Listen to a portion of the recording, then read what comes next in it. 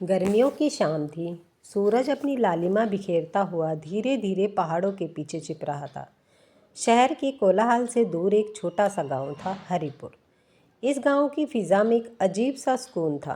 पेड़ों की ठंडी ठंडी छाँव, पंछियों की चहचहाहट और खेतों में बहती ठंडी हवा यहाँ की खासियत थी।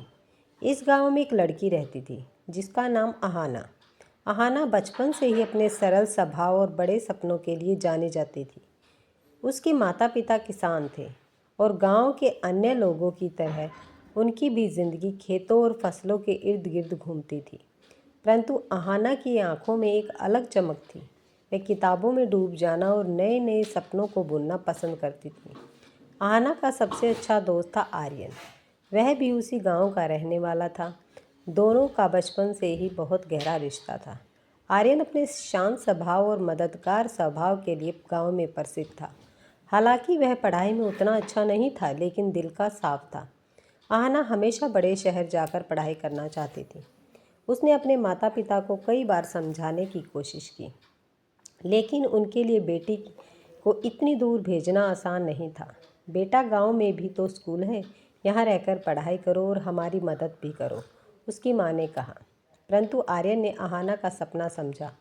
उसने एक दिन कहा, तू बस कोशिश कर, मैं तेरे साथ हूँ। जब भी तुझे ज़रूरत हो मुझे याद करना। ये शब्द अहाना के दिल को छू गए। उसने ठान लिया कि वह अपने सपने पूरे करके दिखाएगी। अहाना ने बड़े संघर्षों के बाद शहर के एक अच्छे कॉलेज में दाखिला लिया। उसके माता पिता भारी मन से उसे विदा कर रहे थे। तुम्हें हमेशा अपने उसूलों पर चलना है और हमें गर्व महसूस करना है, उसके पिता ने कहा। आर्यन भी वहाँ था। उसने अहाना को एक छोटा सा नोटबुक दी और कहा, जब भी तुझे लगे कि तू हार रही है, इसे पढ़ना। इसमें तेरे सपनों की याद दिलाने वाले शब्द हैं। अहाना ने उस नोटबुक को अपने दिल के करीब रखा और शहर चली गई। शहर की ज़िंदगी गांव से बिल्कुल अलग थी। तेज़ रफ्तार से भागती हुई ज़िंदगी, शोर शराबा और अजनबियों से भरी सड़कें। शुरू में अहाना को बड़ी मुश्किलें हुई, लेकिन वह हार मानने में से नहीं थी। उसने धीरे धीरे खुद को ढाल लिया। कॉलेज में उसकी मुलाकात एक लड़की निहारिका से हुई, जो अपनी रूममेट बनी। निहारिका की मदद से अहाना ने अपने आत्मविश्वास को बढ़ाया। उसने पढ़ाई में खुद को झोंक दिया। इस बीच गांव में भी बदलाव हो रहे थे। आर्यन ने खेतों में नई तकनीकों का इस्तेमाल करना शुरू किया। उसने किसानों को जागरूक किया और उनके काम को आसान बनाया। उसकी मेहनत रंग लाई और गांव के लोगों की ज़िंदगी में सुधार आने लगा। आर्यन ने आहना को चिट्ठियाँ लिखना जारी रखा। वह उसके संघर्षों के बारे में सुनता और उसे प्रेरित करता। अहाना के सपने उसके लिए भी बहुत महत्वपूर्ण हो गए थे। 4 साल बाद अहाना ने अपनी पढ़ाई पूरी की और एक अच्छी नौकरी हासिल की। वह एक बड़ी कंपनी में काम करने लगी, लेकिन इस सब के बावजूद उसका दिल गांव के लिए धड़कता था। एक दिन उसने आर्यन को फ़ोन किया और कहा, मैंने अपनी मंजिल पा ली है, लेकिन अब मैं गांव के लिए कुछ करना चाहती हूँ। आर्यन ने खुशी से जवाब दिया, तू वापस आ, तेरा गांव इंतज़ार कर रहा है। अहाना गांव लौटी तो उसका स्वागत गर्मजोशी से हुआ। उसने देखा कि आर्यन ने गांव को नई ऊंचाइयों पर पहुंचा दिया। उसने आर्यन की तारीफ़ की और दोनों ने मिलकर गांव के विकास के लिए योजनाएं बनानी शुरू कर दी।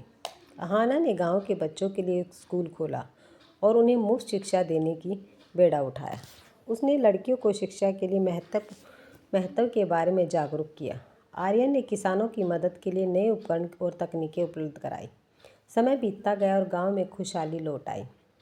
अहाना और आर्यन की मेहनत रंग लाई, लेकिन इन सब के बीच दोनों के दिलों में एक नया एहसास पनप रहा था। एक दिन आर्यन ने अपनी भावनाएं व्यक्त करते हुए कहा, अहाना, तेरा साथ काम करके मुझे एहसास हुआ कि तू सिर्फ मेरी दोस्त नहीं है, मेरे जीवन की प्रेरणा भी है। अहाना ने मुस्कुराते हुए कहा, शायद यही एहसास मुझे भी था, जिसे मैंने कभी समझा नहीं। उस दिन से उनके रिश्ते ने एक नई दिशा दी। वे न केवल गांव को एक बेहतर बनाने के लिए, बल्कि एक दूसरे के सपनों को साकार करने भी समर्पित हो गए। हरिपुर अब एक आदर्श गांव बन चुका था। वहाँ के लोग अहाना और आर्यन की मिसाल देते थे। उनके प्रयासों से न केवल गांव का भविष्य बदला, बल्कि उन्होंने यह भी साबित कर दिया कि सपने देखने और उन्हें पूरा करने की कोई सीमा नहीं होती। उनके दिलों में एक दूसरे के लिए जो एहसास था, उसने उनके जीवन को संपूर्ण बना दिया और इसी तरह दिलों में एहसास की ये कहानी अंत प्रेरणा देती रही।